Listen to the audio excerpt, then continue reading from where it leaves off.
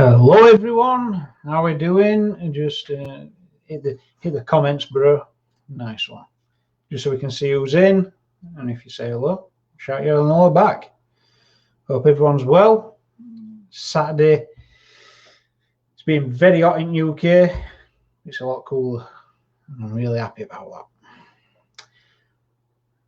So who have we got in comments? Here's a comment. Yeah, shout out. We did an update earlier, so a lot going off, and we're kicking it off with a chat with Jesse CRAIGNOU very shortly. We're just doing a bit of sharing, and when you watch this, if you can share it for us, that's great. Always helps, and there we go. There. So, yeah, it's Saturday night, so we're going to have a chat with Jesse. Hit it, bro. Yeah. Hi, Jesse. How you doing? Hi, everyone. Fine. Now the weather has finally cooled down a bit. I can imagine a lot of people will be thankful for this, and I certainly am for one anyway. Glad to be back with you, and welcome to the show, everyone. Yeah, definitely. Last few days it's been red hot, and I did a walk, a local walk, a bit of history. It's been a paranormal location before as well, and I was doing it, and it was just so hot. It's you can't do too much in that. Well, I can't. So, but yeah, happier that it's cooled down a bit. So that is it definitely is a good thing. How about yourself over there? Is everything good, Jesse? Yeah, well, like I said, pretty much better now. The flowers in the garden will start blooming again rather than drying, and the bees will be happy. They've got some business to tend to. So the butterflies too. I have great news, everyone. By the way, if I may, just before we start, John. The other day, now that was about 2 weeks ago, I was in my garden in the morning, and suddenly I saw this giant butterfly. It was so beautiful. Check on my Facebook page from about 2-3 weeks ago, and I posted it there. In fact, I asked the butterfly to stay put, not to be afraid, not to fly off, because I wanted to go and get my camera and take a few shots of it. And then I did, and I came back, and it was there, and it was really, really beautiful. I was so happy. I shared it on Facebook. And then in the evening, I had one of our channeling sessions and programs with Stefan, and guess who appeared? A whole race of aliens who are actually butterflies. And it was really new, and he was really excited. Yes, they're like half humanoid, half butterflies, and they're really, really beautiful. They were really happy to connect with us and to speak with us. And then I said, to speak with us, I'm talking American again, to speak with, to us, not with us, Jesse. And sorry, I grew up with Americans too. We channeled them, and it was really, really nice to meet them and get to know about them. They joined forces with us, which was really good. And I said, guys, tell me, I saw a butterfly, an unusual, rare butterfly. I almost never get butterflies in the garden here, no matter how many flowers we have. Anyway, I saw a butterfly in my garden this morning, and I said, are you going to visit? He was interested to tell us we were coming tonight. So it was really, really great. And that was a beautiful picture. I have more great and exciting news to give you in a moment. Really exciting news. Yes, John, over to you. But yeah, thing is, things like that is good. Like that connection with nature, and and new things happening. And things like that. I think that's always a good thing. So yeah, I get you with that. And it's good. It's good when that happens. So yeah, I'm happy about that. That's good. But yeah, I like the good news updates. That's always it's always welcome. And sorry, John. I was telling John, peeps who are listening to us tonight and later, I was telling John offline a moment ago how I do not have a television, and I haven't had a television for more than 10 years now. And in fact, most of my life, I did not have a television. And so I avoid all the pollution and everything, everything you can hear about governments, COVID, and etc. And I live all the better for it. But you know, when you get people like this and encounters like this, I'm going to say, who needs a television? You know, I'm talking to people who are, you know, billions of light years away from us, and they're here and talking to us. This is really, really amazing. Now, if I may give you the second good piece of news. Now, I have a friend here. His name is Oliver. And Oliver has a son. Now, I've only recently met and known Oliver, and he has 3 kids, and his last one, he's a son. He's 17. His name is Adam. Now, watch the name now, Adam. He came to see me because he was really, really interested in who I was and what I was doing. And so we got to talking. And as I got to talking to him, I started seeing his future life. Now, wait, I hope you're all sitting comfortably. Adam is going to be the father of the new wave of humans. He's not the only one. He's going to have a very, very different, exciting new life, breeding and giving birth and breeding a new generation of humans, not just of children, of people, of humans. I saw 5 beings of light, who are actually here preparing him and all the arrangements, all the cosmic arrangements, all the kerfuffle around it, so that everything gets to run smoothly and well, and everything develops. Now, he's only 17. This is going to really actually start for him when he's 21. So he has 4 years to get ready. He's only a kid. I mean, as all 17-year-olds may be, as we were when we were 17-year-olds. So it's really amazing news and shattering news in a positive way for him. He's really excited, but he doesn't know what's going to come. So tomorrow we're having lunch, and I think it's going to be a long lunch, and we're going to be talking about this and about him. And his name is Adam. Remember who Adam was in the Bible? I'm getting it. Adam, the first man. Yeah, the first man, and the father of all the humans, spiritually and religiously speaking. And he's going to, he has this, you have something ringing around you, John? I can hear something. Yeah, it's all right. It's okay, it's good. an alarm we've turned off. I've had this all afternoon. Some friends have been sending me pics of our holidays together here, and it just poured and poured and poured and beeped all the afternoon, which is something I really hate, the beeping. But anyway, do you know on that what you've said?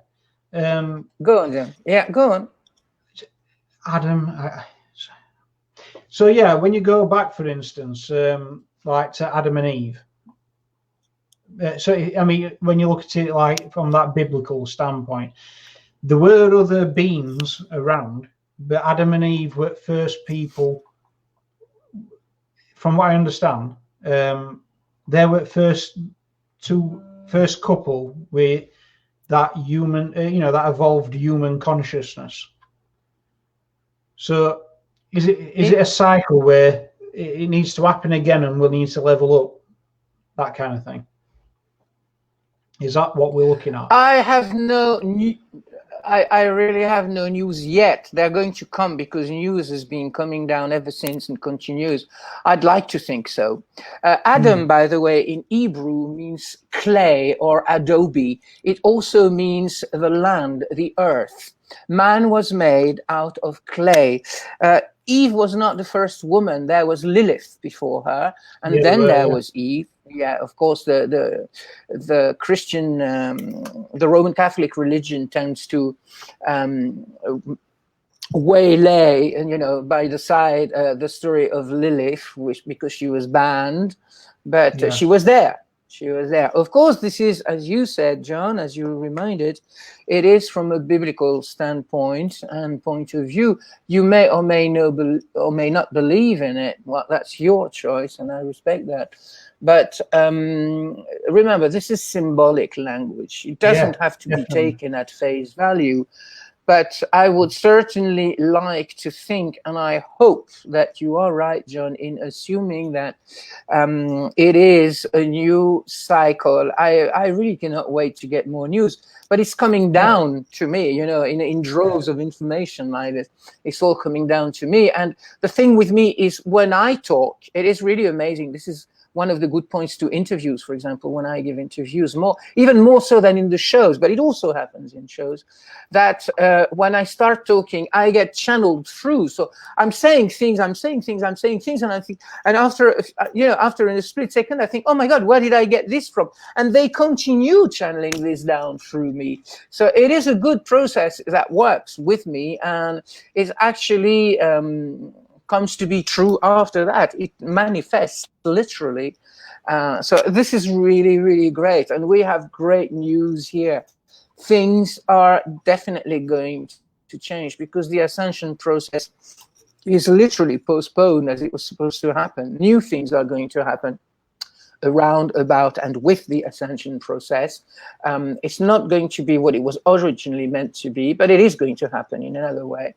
And now we have people like Adam, because he's not the only one on this planet.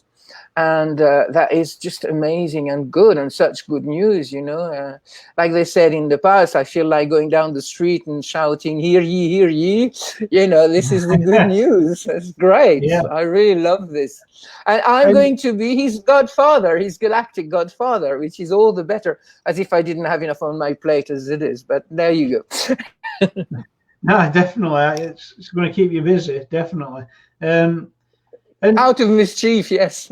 Yeah. Or maybe not, who knows. But at the same time, that's the good kind of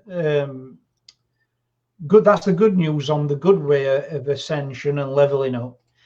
I do also think there's another faction, what maybe aren't as honest in intent, that are trying to make us, and they'll say level up, but in a different way altogether, into a different system. And I actually think these two things are happening at the same time. So they probably know that we're going to ascend properly, the proper ascension. So they're trying to ascend us into a sideways, downward path. So I actually think there might be two going on. One trying to get us up, and one trying to just divert us into their own system. Maybe I was thinking, because to me it looks like that's what's happening. There's a fake ascension and a proper ascension, and I mean, that one sounds like the proper ascension. Humans are naturally ascending, leveling up, getting better. But I've heard a few people using the word leveling up, and I can see where that's going, and it don't look like leveling up to me. When you look at it, you think, that don't look too good. So I think there's a couple of those things happening at the same time. To answer you on this topic, John, I will say, and maybe I've said this again, but then again, the ascension we hear talk about, most people talk about, not me, because I'm in contact with the people who are assisting humans with the ascension process. There is no such thing as fake in the creation.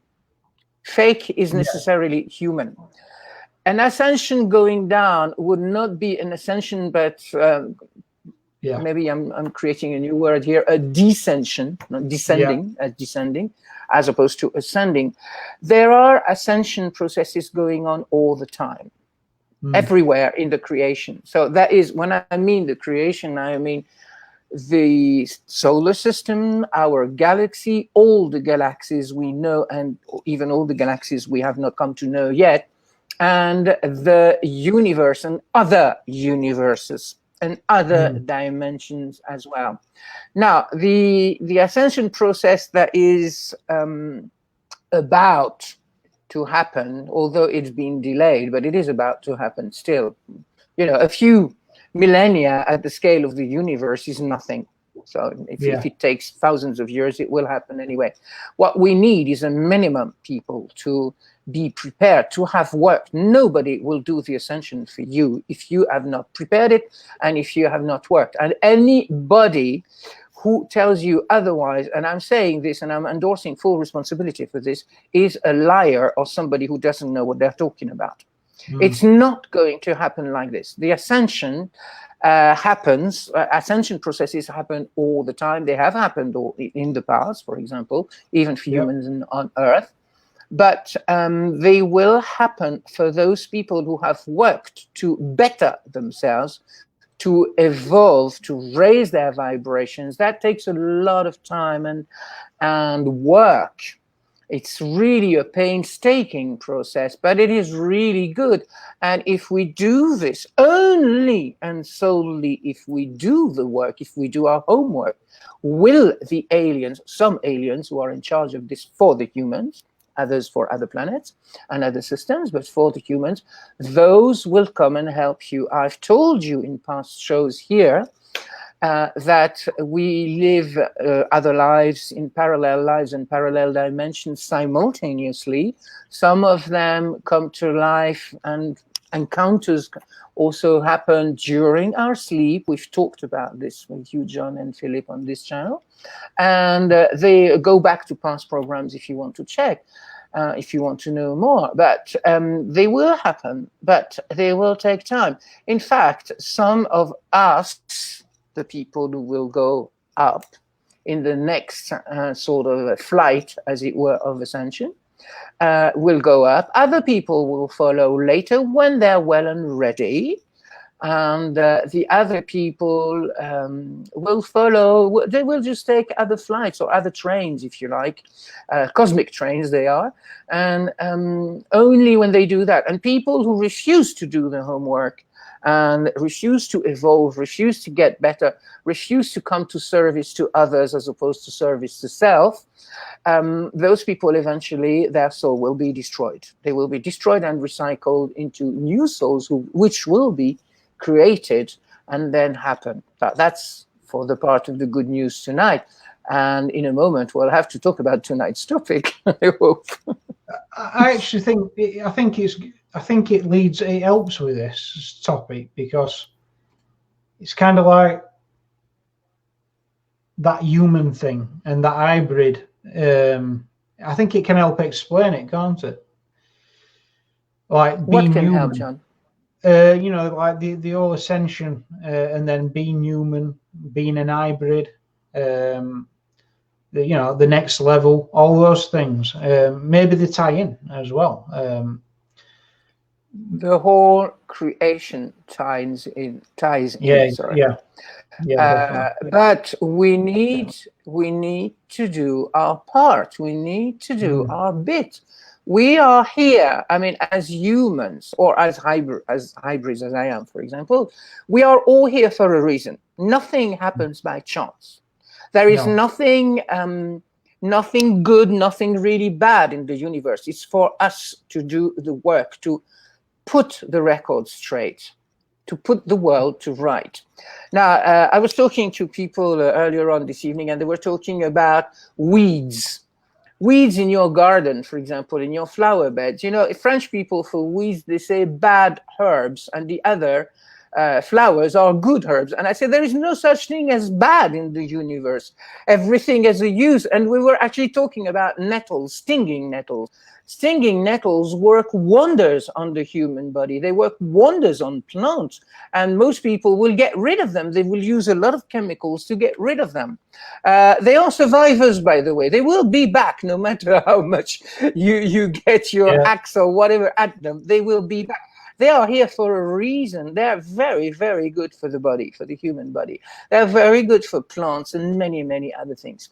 Now, as you were saying, John, yes, aliens, humans, hybrids, we have got, I do this, many people do this, but more and more of us must come together. Together we stand. They must come together on this project of evolution. No matter what we live on Earth now, whoever we are all useful. Nothing is wasted. Nothing is useless. Nothing is bad. If it is here, it has a purpose. If we are here, we have a purpose. It remains for us to think about it, to go back inside our own selves when we meditate, for example, and do a kind of introspection and delve way down deep in ourselves and get to know what's out there and use it. Use it. Yeah. I've said this in past programs again, but we have to use it. We've got to meet humans. You know, today we have social networks.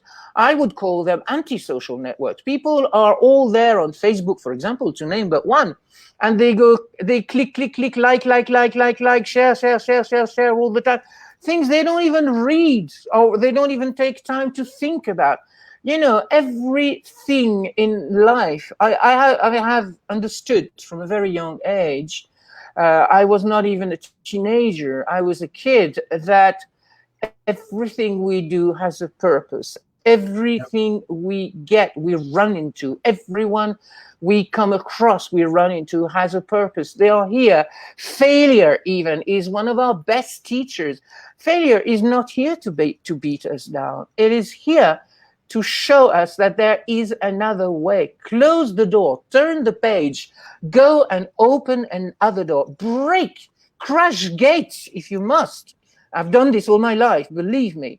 And crash gates if you must. They are here for that. And we meet aliens, hybrids, and humans. Now, we have aliens, hybrids, and humans, and the Greys. Now, somebody said on the internet this week that the Greys are an alien race. No, they are not an alien race. Greys are not alien. They are organic robots. They carry out a job like your R2-D2-C3PO in Star Wars, for example. They carry out jobs for alien races who are really alien races, namely Zeta Reticuli, which is part of my family, namely reptilians who are also part of my family, people like that. They carry out a job, and this is also one of the reasons why they actually happen to be the aliens, even if they are not aliens, but for people, sadly, they are, that people meet most often and in most places, because they do the dirty work for the others. So they send them there, and they say, "Well, look, hi, Chantal." Hi. They do the dirty work for others. You know, we have, for example, the mantoids, the praying mantis aliens. Their main job is to interbreed, to crossbreed aliens with mantoids and mantoids with humans. Their job is really a kind of genetic manipulation, as it were. And they do that, and they send Greys on Earth to abduct aliens sometimes, and to return the aliens they have abducted after they have had sexual intercourse and are actually interbreeding with mantoids or other aliens. This is their job. This is why we're all here, and we all come to good use in some way. The human race apparently stems from 22 different races, animal, aliens, and apes even. We do not descend from apes. Humans do not descend from apes, but a lot of their genetic matter, as it were, material, is actually ape also. But there are 21 other races which come from the universe and different places and different races and breeds. Now, this is why we are here. Hybrids like me, we have chosen to come and materialize, be born in a way, to do our job. My job is to negotiate with aliens, to help aliens and humans negotiate, and I'm an ambassador for them. I do the communications work. And by the way, everybody share our programs. You know, our programs do not need only to be liked, they also need to be shared. We all have a mission, you as much as me, to share the news so people get information, people wake up, especially in times like we are now, in the past decades, where we have been deprived of information. The media lie to us, the politicians lie to us. You know, there is nothing true. Even our own educational system lies to us all the time. My father used to say, it doesn't take much effort to do a good job, so why do a bad job? We can just do good all the time. Yeah, hi, Wani. And this is what we're... How are you doing? And this is what we're all doing here. Everybody is doing their part. And we need to work on our own self-betterment, raise our own vibration, wake up, raise our awareness, get out of our comfort zone. If you know, I like to say that every hour, every day, I haven't known 2 days to look alike in my life. And you get the average Jack and Jill who go out to work every morning up a hill, you know, to fetch their pail of water, and then they come down, and the next day they go back up the hill again to get another pail of water. Now, this is not what life is all about. This is a lie. If you're living this, you are in the matrix. We are supposed to live and learn, and especially people who have children. You know, children are open. You know, we were children, we were open, and all our education narrowed our days, our horizons, our knowledge, our skills, our potential. This is criminal. This is totally, there's no better word for it. It is criminal. We need to crush the gates of life. And so just recapping that as well, because and from in reverse, so yeah, I totally get that. It's about self-betterment, you know, raising his vibration, which I do say that, and to do that, you've got to make sure the vibration environment around you, you know, doesn't drag it down or stop yours from, you know, rising up, you know, that kind of thing, because that can easily happen. Like you said, we you know, just pollution in information that's you know, fed to people, things like that. So yeah, I totally agree with that. And but just going back to that first bit, you know, the greys, you know, the alien greys. So are they more like the like a cyborg worker kind of thing? They're basically, like I said, when I took my reference from Star Wars, they're basically your R2D2, C3PO, the two robots there. Yeah. The two droids, they are called droids in the series. Droids, yeah. They are just there. You know, for example, let me give you an example, because they are also, I should have titled this show actually, aliens, humans, hybrids, and greys. Yeah. Because this is what it's all about. Now, some aliens, I think they originally came from Zeta Reticuli, or maybe in partnership with reptilians. They created these droids, as it were, to do their I say their dirty work. It's not a dirty word. That was mostly a joke. But to do a part of the job they cannot do because they're busy with other things.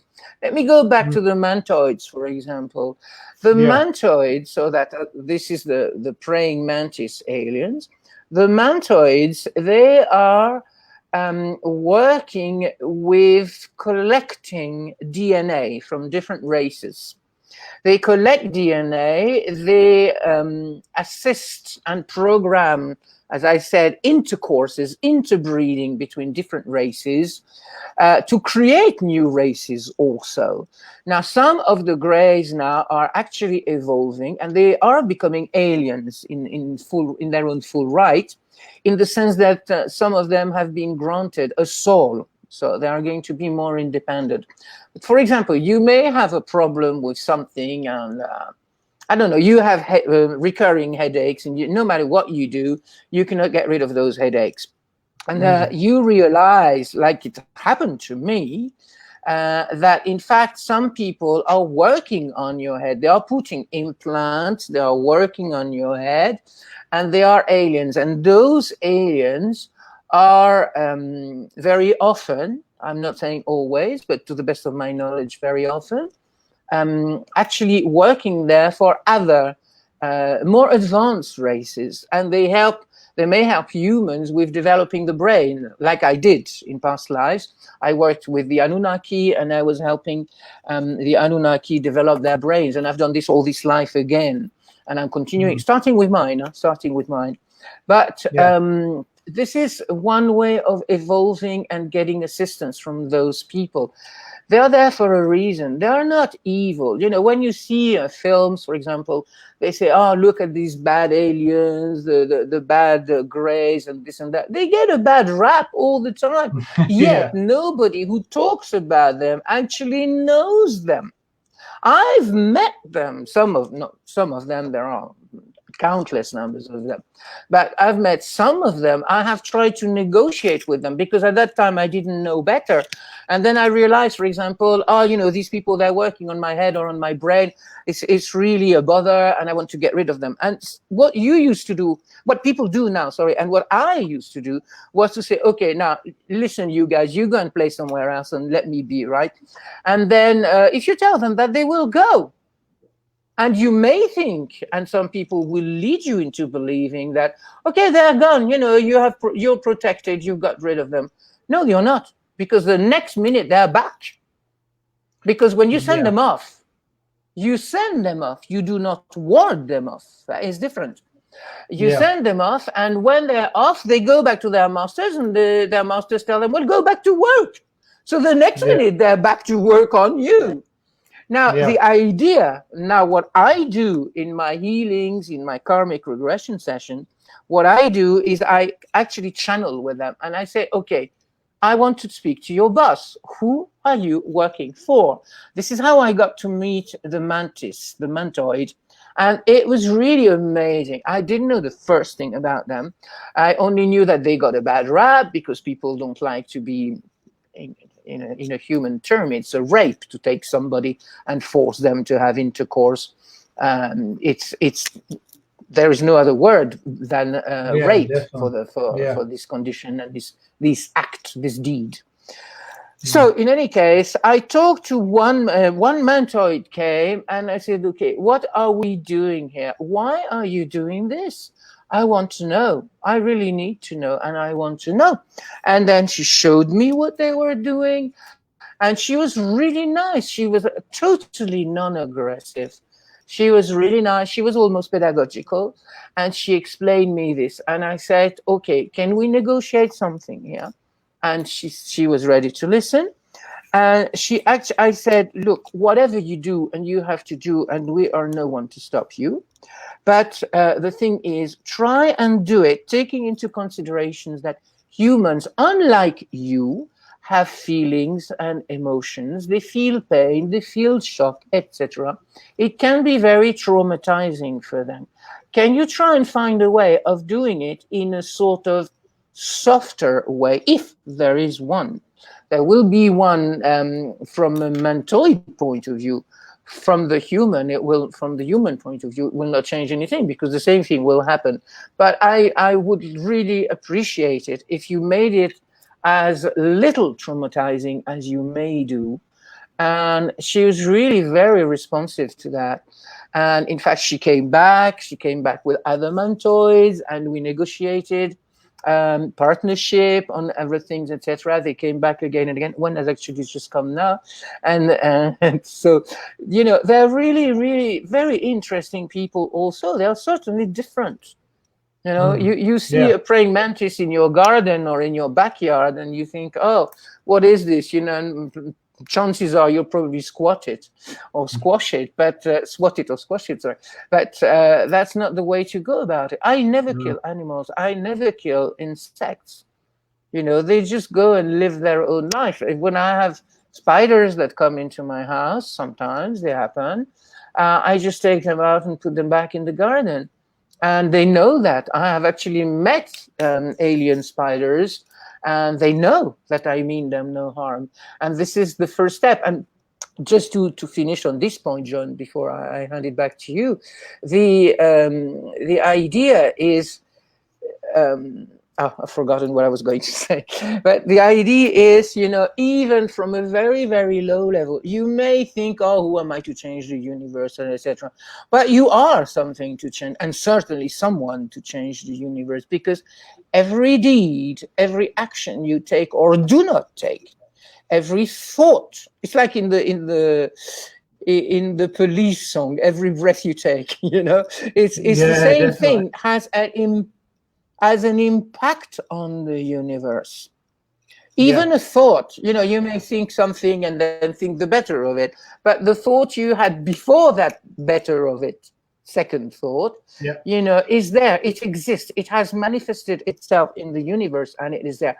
And it is not what you say. It is not what you pay that will count. It's what you do.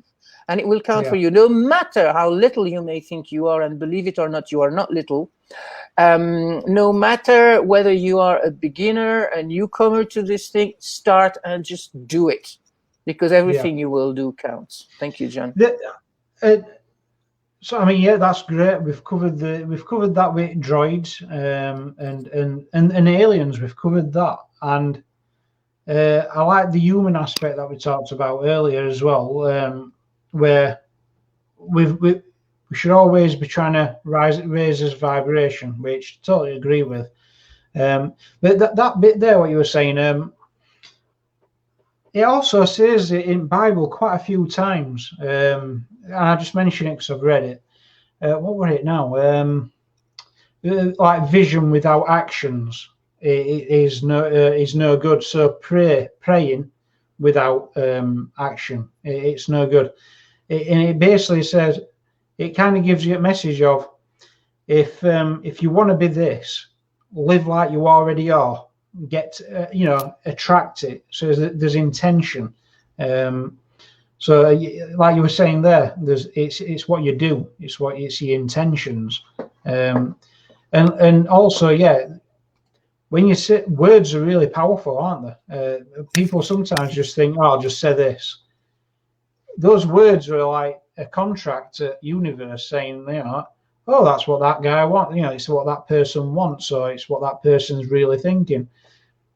It really does attract more of that energy, what you're saying, than what you think.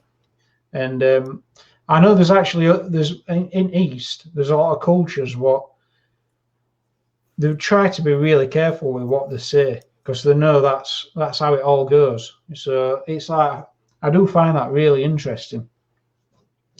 But have you come across that, Jesse, with the power of words spoken and what it can attract? Oh, yes, sir. Certainly, John. And in my youth, now remember, I was born in 1960. In my youth, people really used to watch their words and watch other people's words. Now, today, people just say words because they just like to hear the sound of their voice, and they think they're a star because they come on TikTok or on this chat, Snapchat or whatever, and they say, or they do all sorts of nonsense. You know, like the American program in the 90s of the Jackass and people doing crazy things. Some of them died. You know, there was a guy in America, he tried to jump from one roof out to the next. He just crashed himself to his own death. This is how stupid people can get. You know, there are certainly better ways to use a life than waste it like this. I absolutely I'm right behind you there, John, all the way. We all have amazing potential. We cannot even begin to imagine. That's saying how much how our potential is, what it is, how big. You know, it is in our DNA. We are sparks of the divine light. We are specks of divinity. God is in us and we are in God.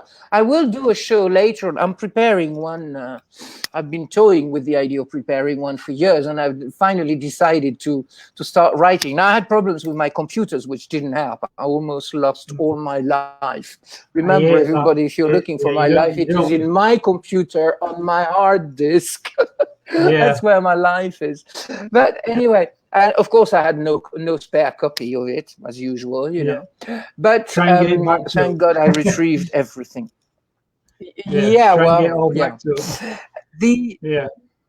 Our words are energy. Our words are power, to the point that, for example, our brain. I'm doing a show on our brain. That one's going to be in French, but we're going to have to do this in English one day with you guys. On a brain, on the human brain. Now, we have an amazing organ. We know nothing. We know more about what is happening fathoms deep in the deepest ocean of this planet than we know about our own brain, which we carry around all the time. Sometimes much to our own annoyance and other people's annoyance too. But there we go. We've got it. So we need to flaunt it now. We really need to flaunt it, and badly. Our brain does not know the difference, and the same with the universe. That's not the creation, I should say, does not know the difference between what we say to be true or what we say to be false, fake, or lies. You know, every word is taken at face value for our brain. So this is how the lies become the truth. Some people will lie, and these lies will become the truth. We should not have this. We should be ourselves. Get to know ourselves, get to better our own selves, be closer to other people. Forget the television, forget any screen, in fact, even your own smartphone. Very often my phone rings and I'm with somebody and people tell me, well, why don't you answer? I said, listen, I'm with you. This can wait. The house is not exactly on fire. They can wait. We will talk later on. Anybody who can speak, who wants, wishes, or who needs to speak with me can speak to me, Jesse, British English. They can reach out for me anytime, and I will talk to them. I had somebody actually do it yesterday. A Chilean guy, reached out for me, and he wanted to talk about things. I always manage to have time. I may not be available the minute you call me, but I will make an appointment with you. And once we have made this appointment, I will spare some time so we can talk, because people come and they need help. This is what I do with my shows, for example, and sharing information. But sometimes they also need help to understand this. Jesse, this guy, he called me yesterday. He says, Jesse, I see aliens everywhere. I feel this, I feel that. I'm connected to this. I get all these sort of actions going on around me. Or I wake up in the middle of the night and there are aliens and strange people and things in my bed. You know, I'm in my bed lying and suddenly I feel somebody's touching me and I'm not moving and I'm alone in my bed. What's happening? You know, this is what we discussed when we did our show about the lost world of sleep and lives, parallel lives and parallel dimensions. Yes, this is it. Yes, John. Yeah, that's true, because Phil's had a few of those things happen to him, because you know, he's mentioned it. We mentioned it on that episode as well. He told me. Yeah, he did. Yeah, and he also called me offline. Yeah, I remember. Yeah, so no, it is amazing. And going back to that with brain and human brain, I find that amazing. I mean, they don't fully understand how and where the brain stores memory, because they even had one. They had one theory where they say the brain is only a register of links, and that the brain links to memories in a different dimension as such. That's one of the theories, and I'm like, I was reading it, I'm thinking, and it was proper like, you know, scientific theory.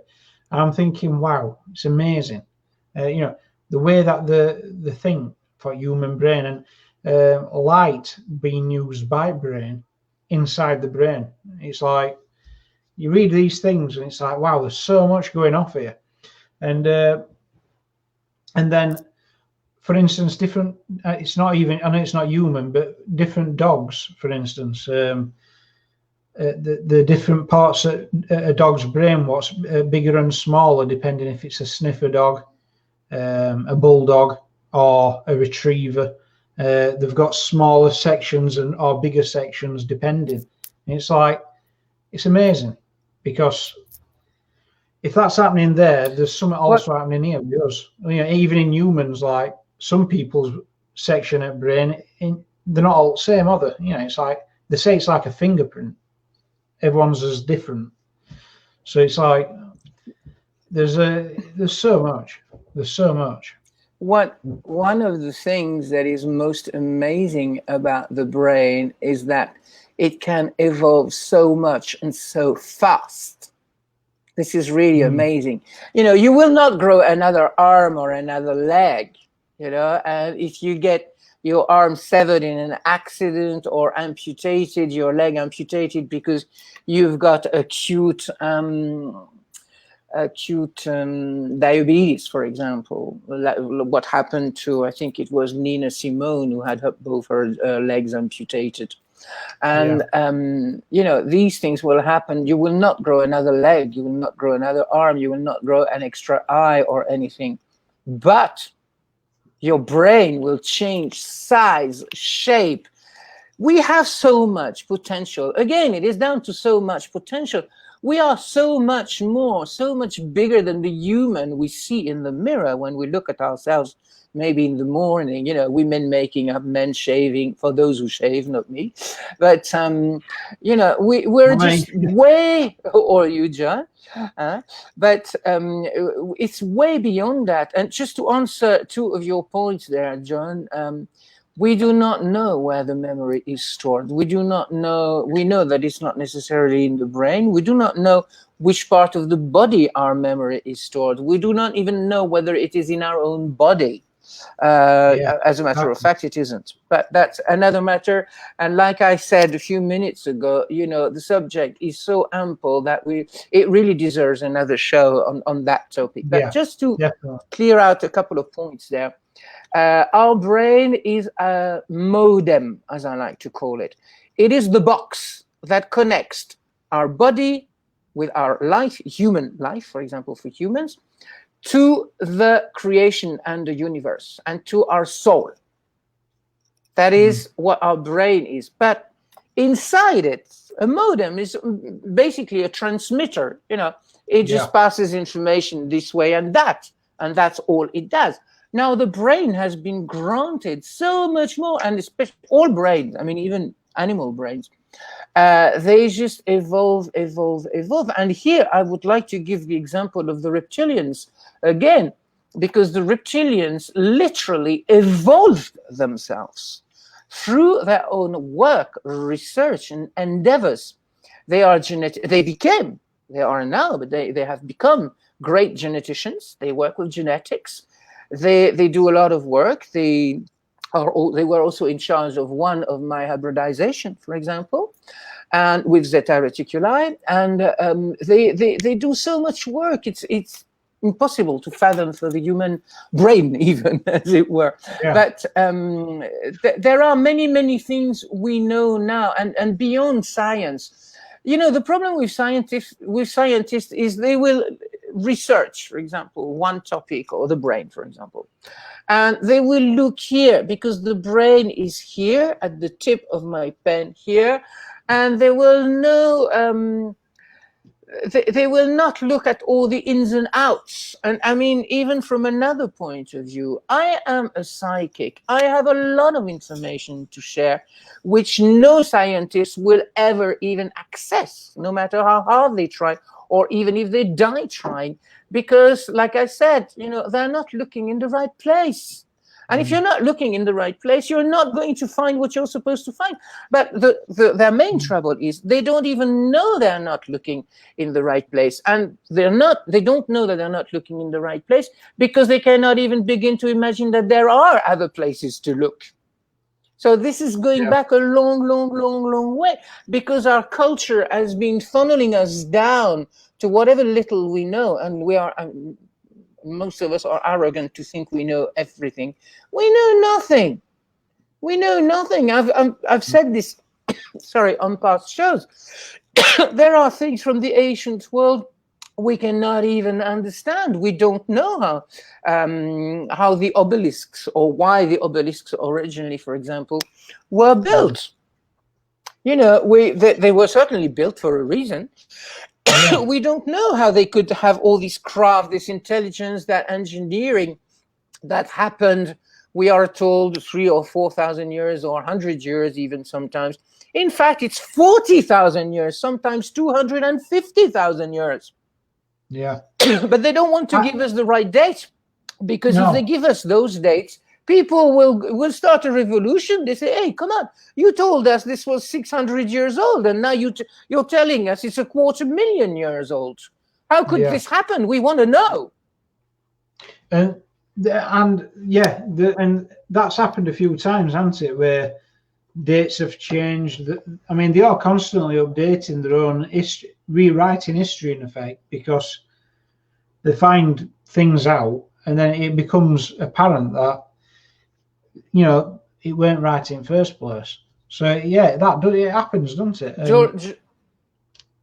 Giordano Bruno was burnt at the stake for speaking the truth a couple of 100 years ago. Yeah, I think it was in the 17th century offhand.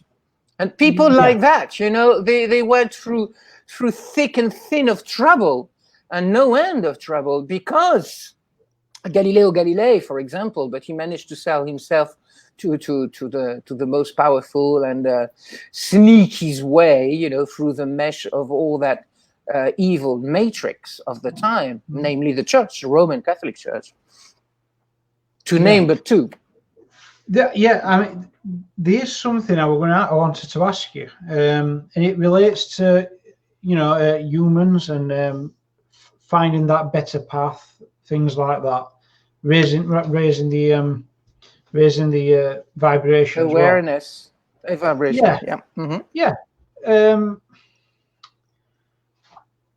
It started. I was reading a fictional book, and it was about a guy that read of some legends and history that in Catalonia, Spain, he knew a contact. It was during World War II. Now, it was based on a few facts.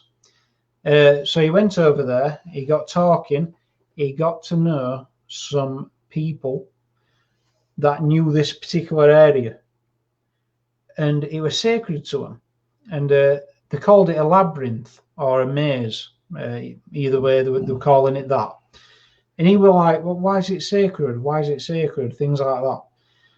And they tried to take him away from thinking about that. So he left the country.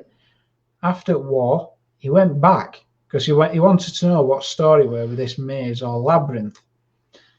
He got talking to some people, and they went, it's a spiritual soul journey.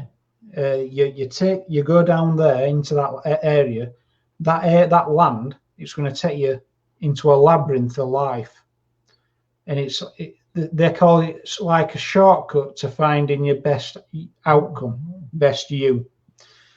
So I thought, that's interesting. So I looked it up, and it's based on a legend in that area. But it weren't just that. It were something that happened, and I was watching a program on TV, and there's a labyrinth, I believe, in Notre Dame Cathedral in Paris. It was imprinted on the floor, and you walk it while meditating, this labyrinth. And I thought, that's interesting. So I was asking people about that, and they said, yeah, you walk the labyrinth while meditating, and it's to help you find, it's helped to like put you into a state where you can find a better vibration. And I was just wondering, there's something about the labyrinths and the mazes that have been used over time, like the Greeks, they did it to put, they did things like that to trap things sometimes. But the Morris dancers in England, they do like a Celtic maze, and the dance they do it's like a dance they need to do. So yeah, I was just wondering about what you think to that. I wanted to bring you up to date with this, John, if I may, because we're not talking, Notre Dame in English is Our Lady. So it's a reference to Virgin Mary, of course. Virgin Mary is also the patron of France from a religious point of view. She's also called Our Lady of the Roses. So that's why we have a rosas, you know, that kind of round stained glass works, which are really, they are in fact a kind of rose that is a tribute to Virgin Mary. And you know how dear Virgin Mary is to me. Maybe I've told this in past shows. Although I am not a Roman Catholic, I'm not a Christian, and I'm not a religious person. But we're talking about another cathedral that is also called Notre Dame, Our Lady, but that one is called Our Lady of France, Notre Dame de France. And she's in fact not in Paris, but not far from Paris, south of Paris, in a very beautiful old city, old town, I should say, she's not really a city, that is called Chartres.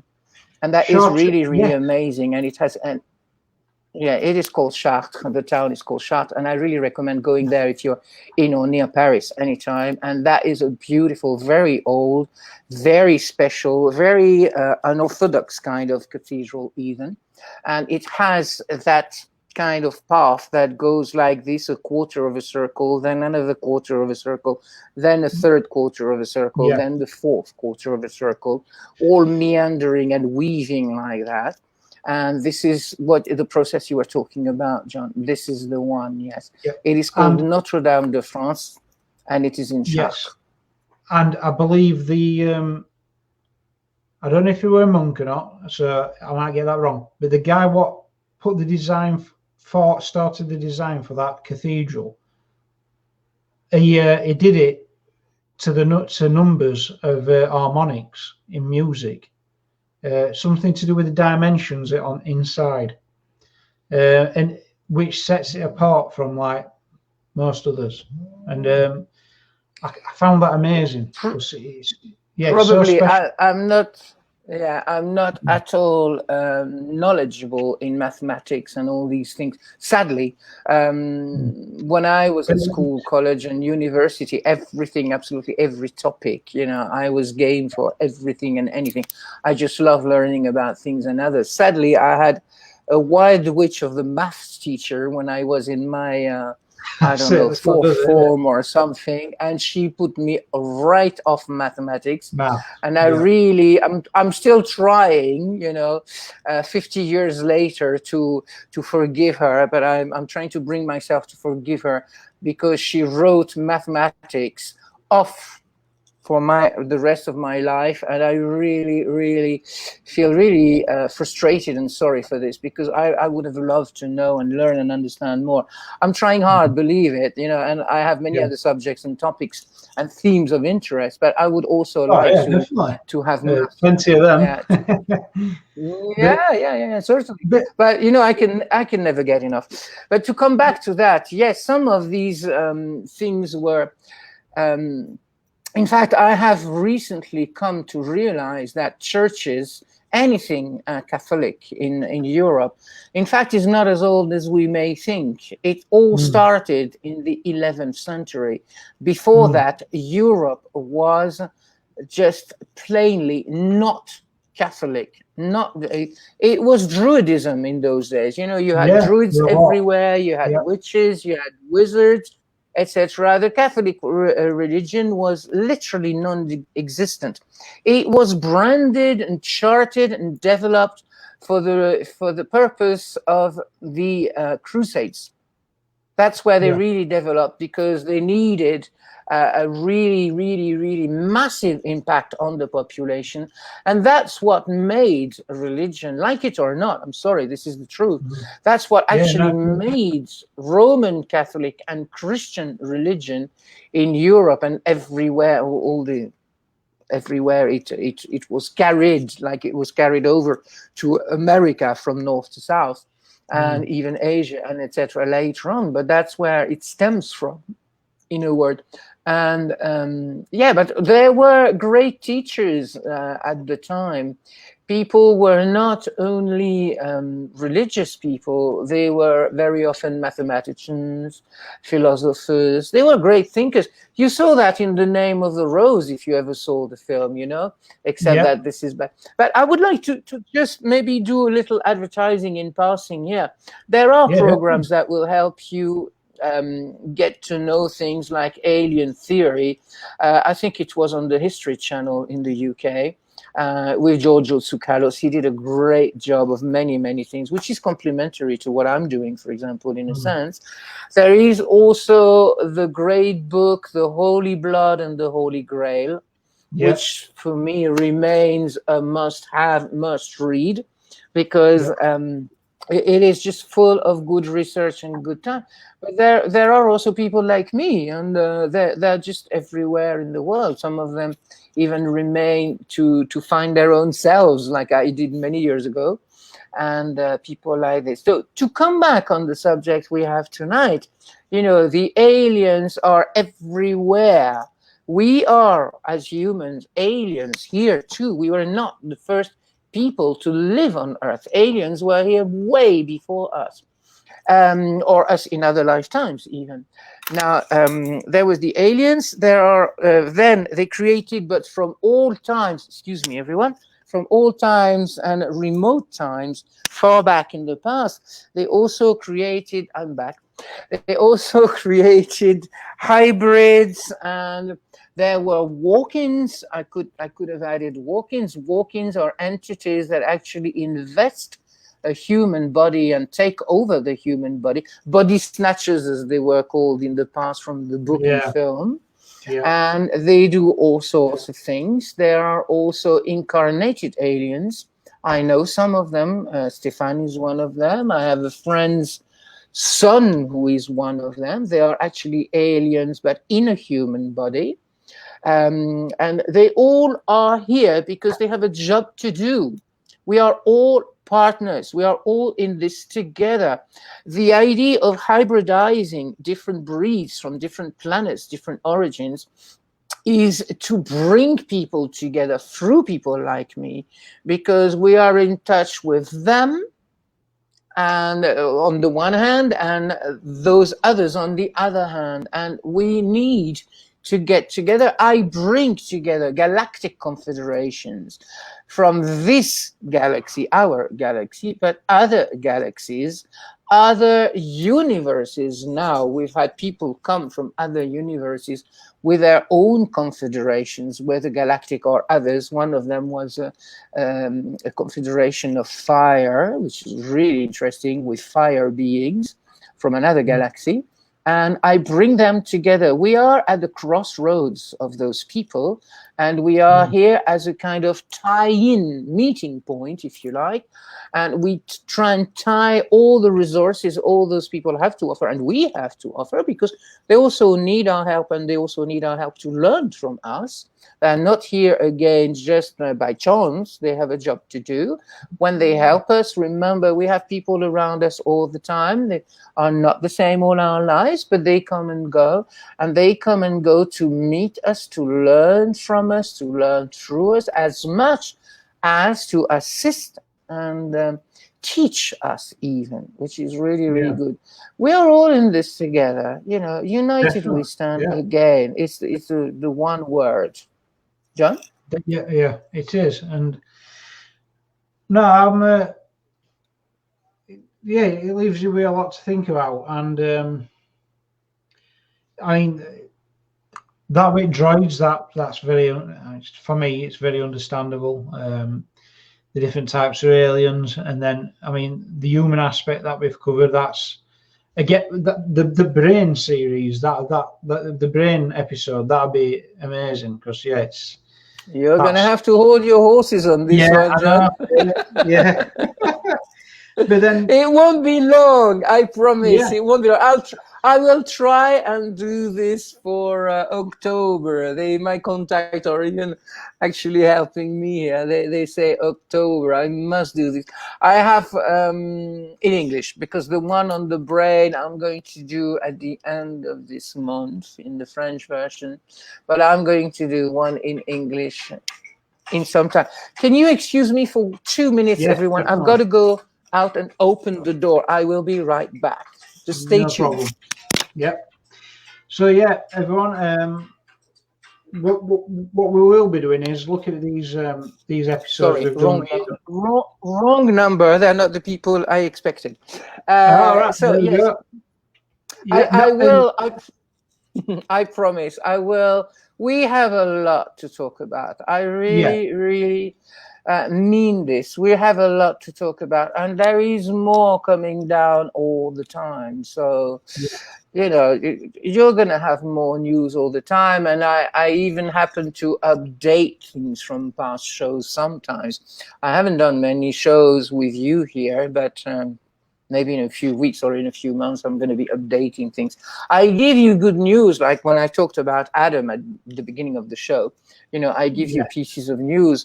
We had, or when I talk about the butterfly people, I mean, this is amazing. You just think when you're a kid, you know, oh yeah, they're nice stories, they're beautiful. You live in Disney World, you know, and you think, oh, this is all beautiful, and everybody, you know, the stinging nettle loves the flower loves the bird loves the whales and the crocodile, and everybody's friends. Which is total rubbish. Honestly, I would have never had my kids watch or read this, because I don't think it is even entertaining. But you know, there is a harmony between all this in any case, which is not the harmony you may see in some films, which is the harmony that holds the universe together. Yeah, it's and more way like beyond Animal the universe, Planet, other universes. It's in the a sense, harmony. yes. What you were saying before about I've said this for a few years after looking at it. I thought, what is good and bad, right?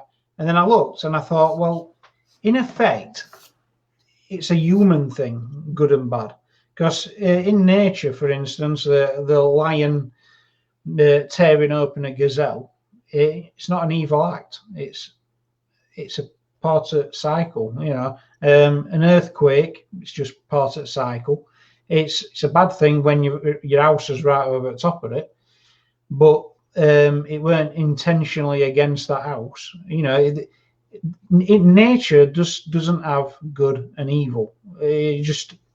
It's just there doing a cycle with a lot of things happening, and it's kind of like us tagging good and evil onto a load of things. So it's very much to me. It's very much a human thing, into good and bad. I mean, what happens to me is, there's some things what are bad. What it happens to us all. If it could happen to us all, and we'd all register it as bad. So I kind of think it shows you where we've got a separate kind of consciousness to rest at, like, things around us, in effect. So I've always seen that in nature. It's not really good or bad. It's just things happen. As humans go, we went wrong a long way back. We just educated ourselves into thinking that we are the dominant species on the planet, on this planet, and we are going to conquer the rest of the universe, this planet, that planet, because they are necessarily dead. Even when we hear a lot about Mars, for example, at the moment, what with the exploration going on at the moment, they are thinking of, they've been talking about this, I mean, ever since I was a kid. They want to terraform, that is, they want to engineer life on Mars, so Mars becomes like Earth again. I mean, have we asked the Martians? Because humans don't see them, they think they don't exist. But has anybody taken the time and trouble of asking one Martian, if only one, do they want this on their planet, and who are we to do it? Would we accept it if another people from another planet did it to us against our will? This is arrogance. Exactly. This is just sheer arrogance. You said something interesting, John, but then I'm sorry, it just went out of my mind a moment ago. But I want you to elaborate on that. But we don't know, we have to accept that, yes, as you said, John, it's coming back to me now, good and bad is a human concept. Who are we to think we are the good ones to begin with? Are we the good ones when we when we ruin our own planet? Is that really being the good one, or for the sake of money or whatever nonsense? We have all these polluting chemtrails products and things, etc. One of my neighbors wanted to buy product to get rid of the weeds in our garden. And I said, well, they're not weeds. I mean, you may call them weeds, but they're not weeds. If you really want to get rid of them, don't use a product. Just pour boiling water and they will die. You don't need to pollute. Hiya, Sue. Welcome to the show. Hiya, Sue. No, exactly. And it's there is no good and bad. Everything is here for a reason. If it is here, it has a reason. Worms, they clean the earth. They give the soil, the ground we're walking on, they give it air. They can even take, apparently, even nuclear stuff and resist it, and clean it. We some plants do that too. We're lucky we have them. We should consider ourselves damn lucky to have all these things in our creation, and make the best of it, not the worst, because we're doing the worst of it. We should really make the best of all this. Yeah, definitely. Yeah, and it's like that as well. If we make the worst of it, all we'll really do and achieve is wiping ourselves out. But nature will adapt, things will survive, and eventually it will come back. And like you said, time then really doesn't matter, because it'll take a long time, but it'll come back. Nature will always find a way. Remember this. Nature will always find a way, regardless of what you may do, may think. Yeah, John, sorry, you wanted to say something. No, that's it. That's true. And it's good to keep in mind that connection to nature around us. and raising his vibration. And it's a really big thing, definitely. Raise your vibration through doing good. Do good to Yeah. you first, to your own Yeah. self. Do good to others. You know, I love Princess Diana. I can never say this enough. But she was one of those people who believed, who promoted random acts of kindness. You know, every time, if you are a parent, love your partner. And if you don't love your partner, don't stay together. There's no, you know, people will stay together in bad marriages because of the kids, because they want to repay the mortgage, because they will find all sorts of reasons. The truth is, they are just cowards. They are afraid to move on. You're not happy, move on. There is a reason for that. Everything is a lesson. Every even problem is an opportunity. Problems are not problems, they are opportunities. They are opening doors. They are pushing you out of your comfort zones. You know, go out there and meet people. The reason we are not aware, I mean, most people, not me, are not aware of what's going on in the universe is, as I said in a past show, in one of my French past shows, people want to see in order to believe. But that is not the way it works. We need to believe in order to see. That is faith. Real. Yeah. Solid faith. It is. And some people say, you know, for instance, within paranormal realm, they want to see it first. But sometimes if you don't understand what you're looking at or what to look for, you'll probably see it and not even know you've seen it. So it's like I could look up into space with a telescope. I could see for the first time a brand new star or a planet before everybody else. I won't know the difference. I'll just keep on. I'll just go straight. I'll go, oh, that's nice. I might not even do that. That's a nice light. Move on to Saturn or something. And then someone what knows and is looking for that new thing, they'll see it and they'll name it because they know that's new. But I don't know enough to even know that it's new. So yeah, you've got to know what you're doing. You got to understand it before you've even seen that new star, that kind of thing. You've got to be looking for it. I want to give you some examples here, John, if I may come in edgeways. Yeah. There was a British ship, I think it was in the 18th century, somewhere in some godforsaken islands. They were at sea, of course, on their ship. And before they actually anchored and moored near the land of those islands, the captain decided that they would stay away from the coast, a distance away, and observe the natives. They could see moving fires, you know, on the beach and etc., just to check whether they would be hostile or not. And what happened is actually nothing happened. And they were really surprised. And the captain and whoever was in charge there with him decided eventually that they were not hostile. So they would row off to shore in small boats, in rowing boats. And they got to the shore. They got to meet the natives. For once, they didn't kill them, which is quite a great change in human history. And then after some time, they managed to communicate.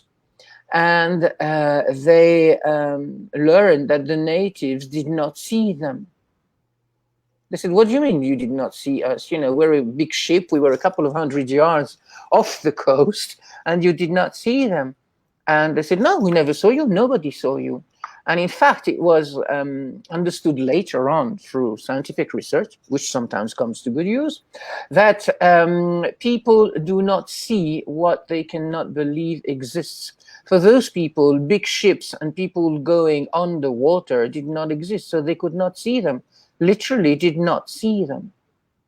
There are many, many interesting things we tend to forget about the history of man. For example, we have now a great number of different species in the family of kangaroos.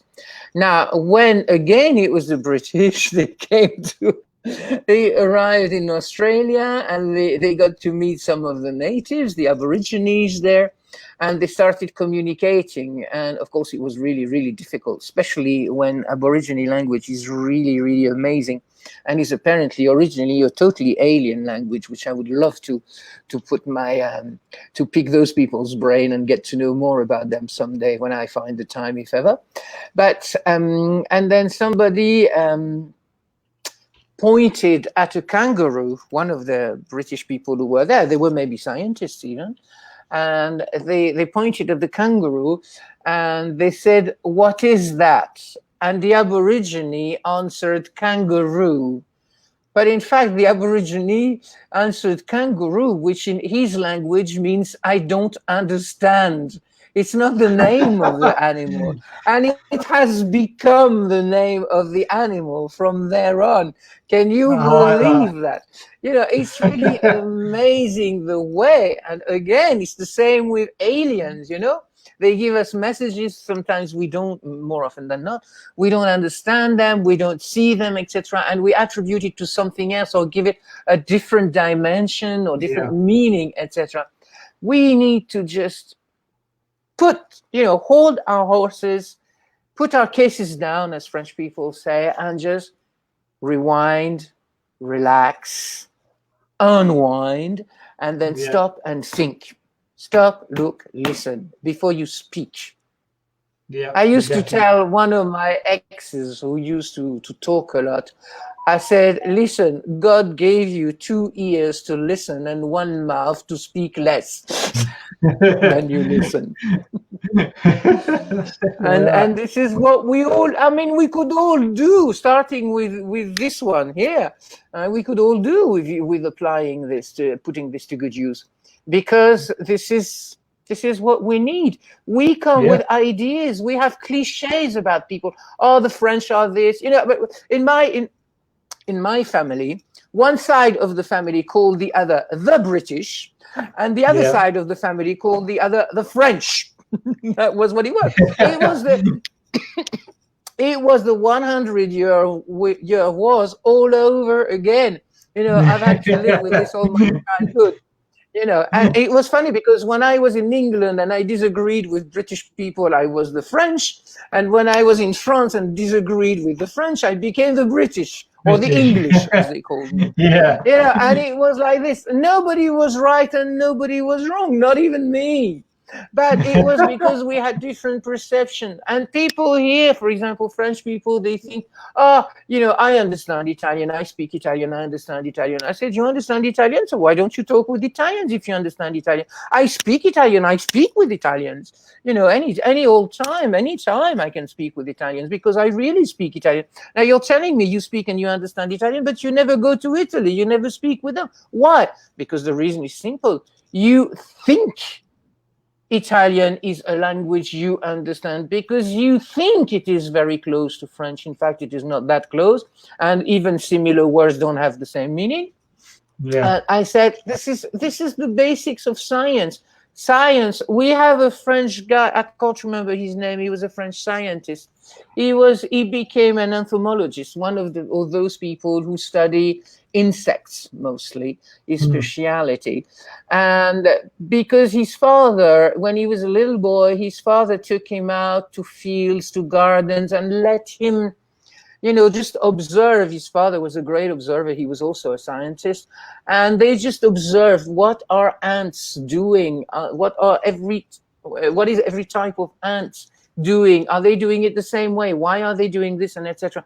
It is the same with aliens. That's why they're here. That's why they send hybrids like me. That's why they send greys, because they want to understand. They want to share, to partner.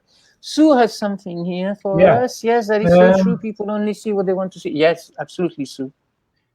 Yeah, that is true. Thank you, Sue.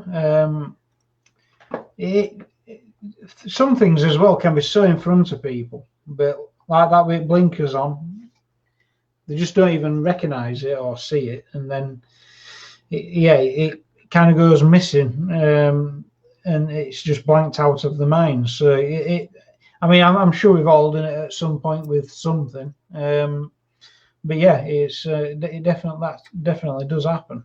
They wouldn't see it or know it if it came to them served on a silver tray, because they create their own blindness. We need to remain open. This is what psychics do. I'm a psychic. I'm an empath. I can feel what other people feel because I have retained that capacity, which is human. I'm not special, in that sense. It is human. I can feel what other people feel. It is really embarrassing because sometimes if I see people in a film, for example, in one of those action movies, and somebody takes a blow, I feel the blow. It's stupid. And it's really annoying because it stops me from enjoying some parts of the show sometimes. But now, keep it to yourself, but I'm a great Jason Statham fan. Although I don't like the stories, I think he's really great and his action is really good. But let's just keep it between ourselves, okay? And but I can feel the pain, every time they take a blow or fall, and it's really painful. I don't want to feel this pain. I feel it. And the same, this is empathy with other people.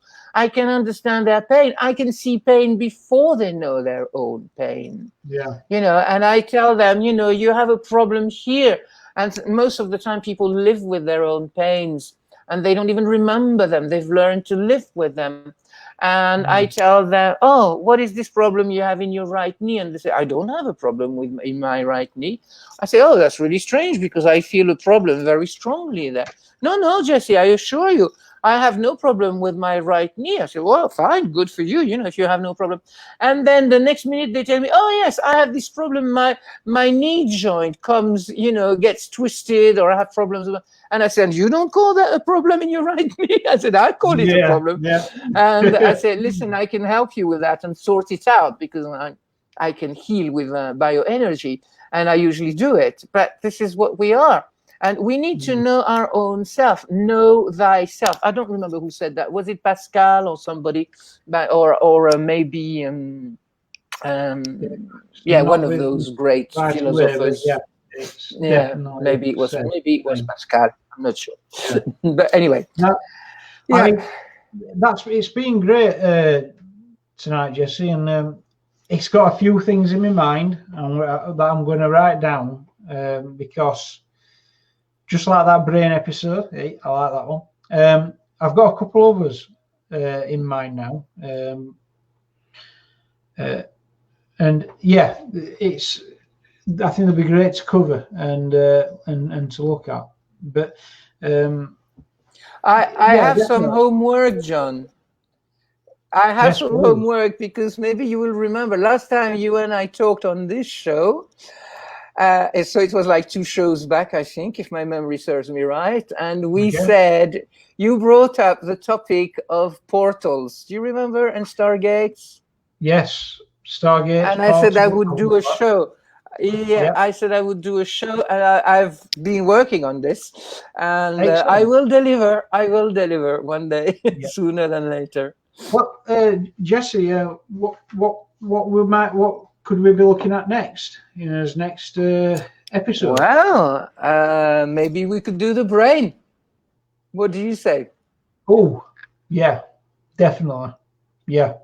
I'm going to have to write a few things down as well because there's a few things that I've looked at in past, and I mean, just an odd one where languages what are more symbolic strike the left or right side more than ones that use letters, and those cultures are usually more mathematical or scientific, where others are more artistic, like with arts and things like that. It just really strange things that I've found with brain and what they've found. It's amazing. So I'll just write those down actually, so we can bring them up.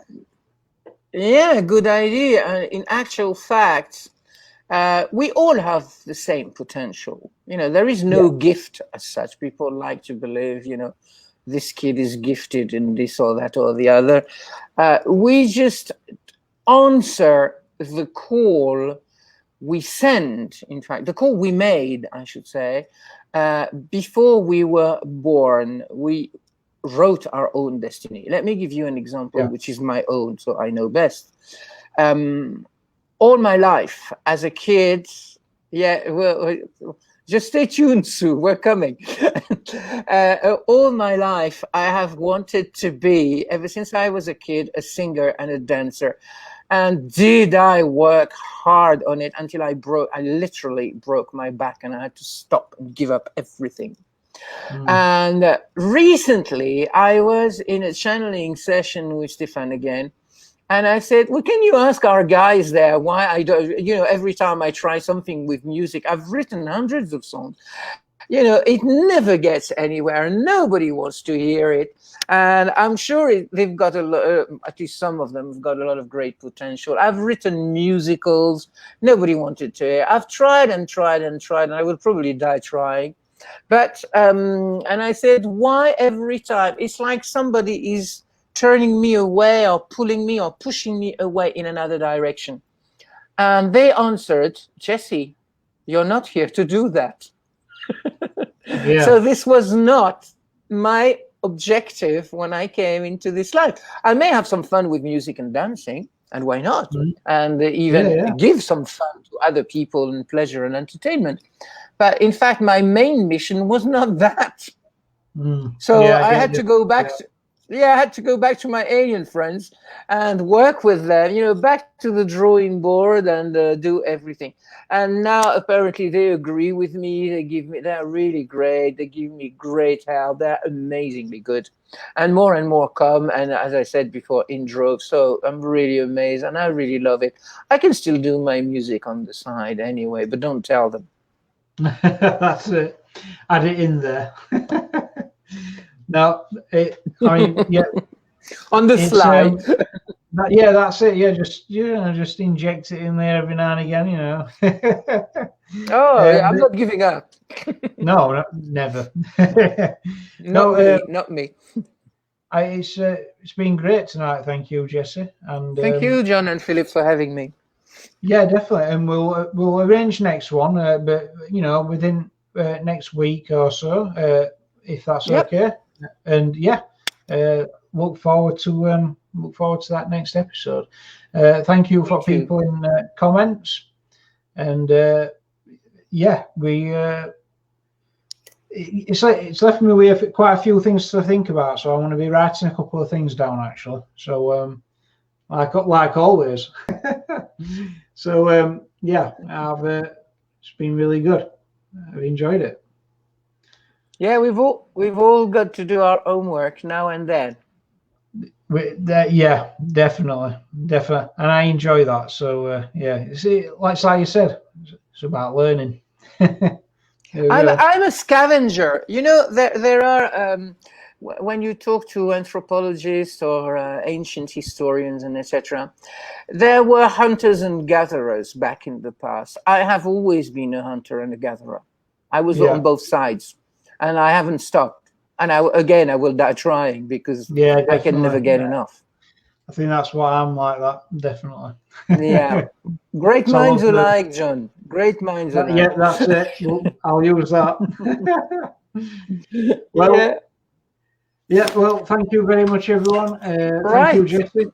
Thank you, everybody. Yeah. And we'll stay tuned. We'll be talking again. We'll be talking again soon. Thanks for watching. Have a great evening, and we'll be back in touch very soon. Yeah. Thank you very much. Thank you.